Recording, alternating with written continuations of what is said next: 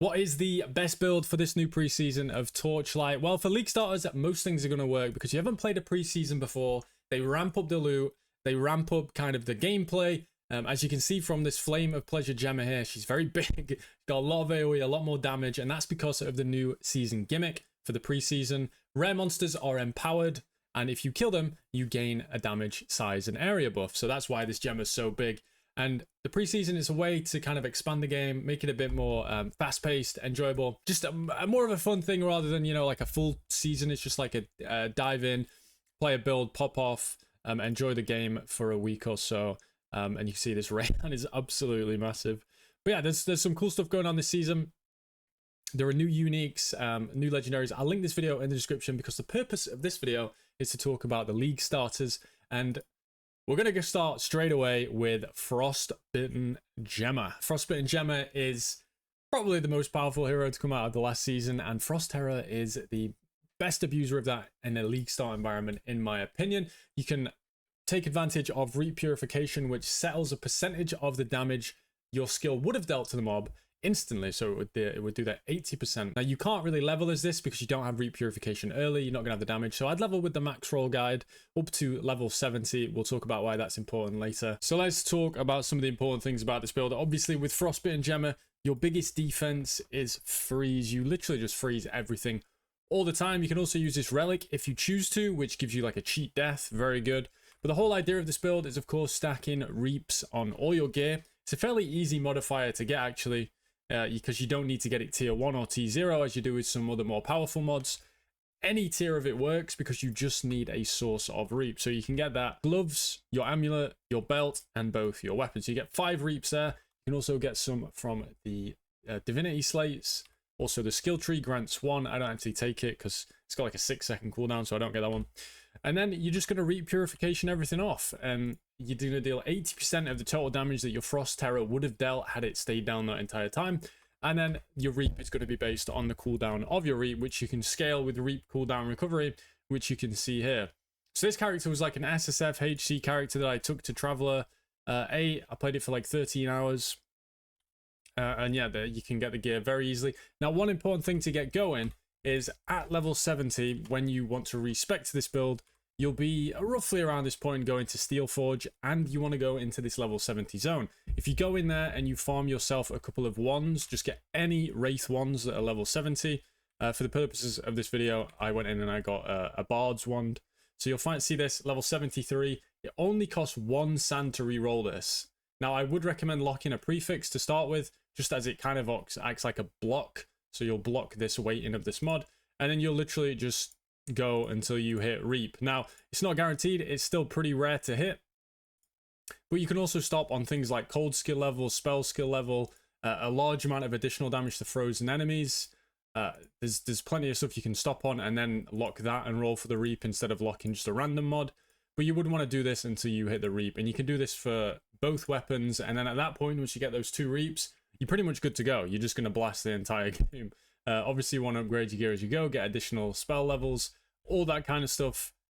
Aura effect is great for this build because it grants you both damage and the energy shield. And obviously, there are some pretty good auras in things like Frigid Domain, which gives you additional cold damage, Ellie Amplification, additional elemental damage, Deep Pain, additional dot damage. So some very powerful offensive auras for this build. So it's natural that you want to get a lot of aura effect, which will also scale your effective HP with how much energy shield you're going to get, and it's also going to grant you more resistance from elemental resistance. So you end up being able to fit quite a lot on. For the candles, I had nothing good. Obviously, this was an SSF run, but you can get things like skill duration. This would affect the Frost Terror, which in turn increases the amount of damage it would do. So the Reap reaps more. At least that's how I understand it. Correct me if I'm wrong. But skill duration increases your damage on this build. Also increases the uptime of buffs or defensive buffs, stuff like that. So this build, very, very strong. It's one of the best builds coming out of last season, and I'd be surprised if Frostbitten stays the same. So play it while you can. The next build we're going to look at is going to be Mind Control Youga. This is another build that I took on an SSF journey and got Traveler 8 down in about 10 hours. So this build definitely up there on the better side. And the reason for it, again, is a Reap Purification build. As discussed with the last build, what Reap Purification does is you will sell 80% of the dot on the target, and mind control obviously applies that damage over an amount of time. It's not like an ailment, but it will apply an amount of damage within a certain space of time while you're channeling it, and you will reap all that damage off. So you can go multiple ways with this. You can either choose to spec into reap purification at level 56, or you can do it a bit earlier by kind of removing all these points from the tree and then going for reap purification at level 36 instead. Because all you need to do really is get reap purification and then equip mind control and a reap, which would be here. You can even put reap and agony on stuff, and that's basically it. The game is over. You win.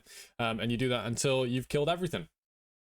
Now, of course, you do still want to get reaps on your gear, much like the Frost Terror builds. You get reaps on your weapons, your gloves, your amulet, and your belt. And then for skill levels, you can get things like erosion, spell skill. You're also going to want to scale affliction effect, which makes you deal more damage over time. Get skill duration, which is going to increase your empower skills, your defensive skills. And then it's just about, again, getting aura effect, capping your resistances, getting some reap cooldown recovery on your items.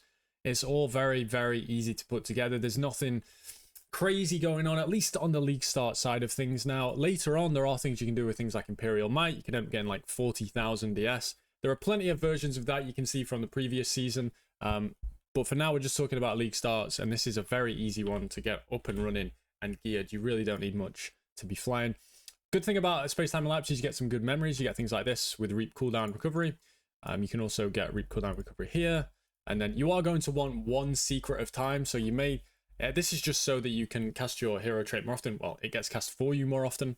It does increase your damage a lot, so you do want to get these pretty quickly. But with the way that loot works in the preseason, you should be getting absolutely tons.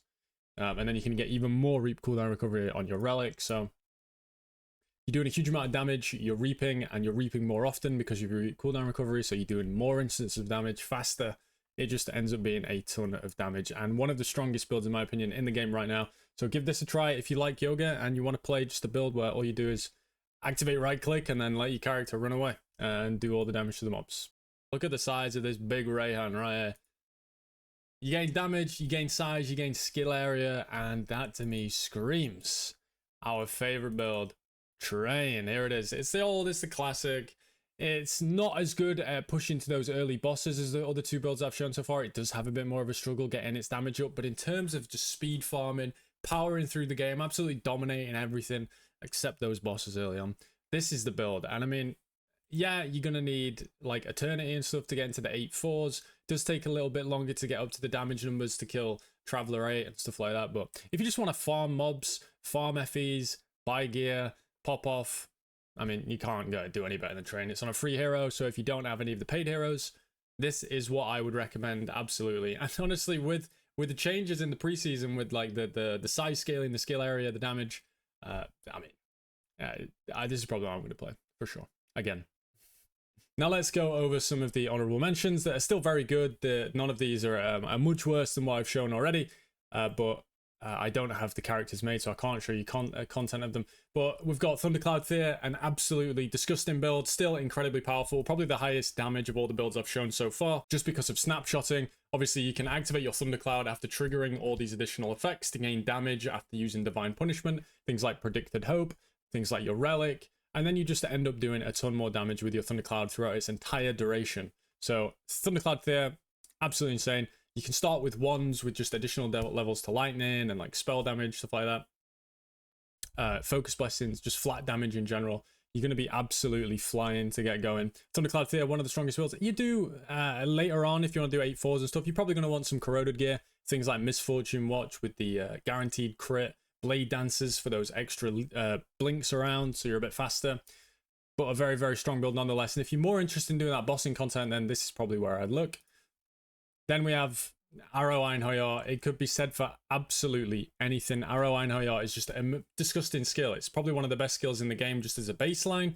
And that's why so many people used it for the race event that was happened pretty recently. It's just the strongest skill, irrespective of gear. Now, it is pretty good with gear as well. You get things like Bow of Endless Dusk to add a ton of physical fire, of your physical damage as elemental damage. And then with Bing, you can actually do some cool stuff with his bombs. But we won't go too much into that. I haven't played this. I'm not an expert on it. But Arrow Einhoyer just goes without saying. You can play this on pretty much anyone. Thea, Carino, even Rosa, if you want something to play on Rosa before you get to Self-Trauma, or any other Rosa build you choose to play. But yeah, that's what I'd be doing on pretty much anyone. If you don't know what to go, just throw on a bow and throw on Einheuer. You're going to be good. Now, the other Einheuer, which is Ghost Blades, would be Erica. Now, a lot of people might have played this before. This is a bit later on. Normally, you start with things like the Long Night, the Legendary Claw. But later on, if you want to go with Cicada Shell, which basically makes you so 50% of the damage taken bypasses your energy shield, and it adds elemental damage equal to 10% of max energy shield to attacks and spells. So what you do is you stack life and DS, and you end up getting a ton of flat elemental damage to your attacks, and then you can scale that with like elemental penetration, just additional damage in general. All that stuff you can use like elemental impact support, which works a bit like Trinity in Path of Exile, and then elemental fusion as well. There are tons of different ways you can play this build, but this was the coolest one that I saw, and the one with kind of the highest ceiling, at least that I saw, because you can get this mod on your amulet, this Dreamcrafted mod that adds 35% of your max life to energy shield. This one just scales pretty crazily, and definitely one I check out if you want to play Erica and you just want a build that can do everything early on. Bit weaker on the farming, but you can get an explode helmet and you'll be absolutely zooming. Flame of Pleasure, pretty normal. Another Reap Purification build. This one lacks AoE, but you might get that back from the seasonal, the preseason mechanic, so it could be a good one for sure. And then finally, we have Trauma Rosa, which is an incredibly powerful build. Obviously, you can't start this. You need a lot of legendary items. You need slates, but definitely something to work towards if you just want an incredibly powerful build. We have 2 builders for this from last preseason, the mid-game and the end-game setup, if you want to go and yoink those. Absolutely fine. Now for minions, I'm sorry, I'm not your guy for minions. You'd have to find someone else. I don't have builders for these. I do apologize. But that'll be it for my recommendations for the preseason. I hope you have a good one. It looks really cool. I'm going to be trying to balance my time playing Epoch and Torchlight. But if you want to come by my stream, same as always, twitch.tv/MilkyBK, and we'll be blasting probably on Train, just because I think it'll be cool with the seasonal gimmick. But we'll see. I haven't quite decided yet. I'll see you next time.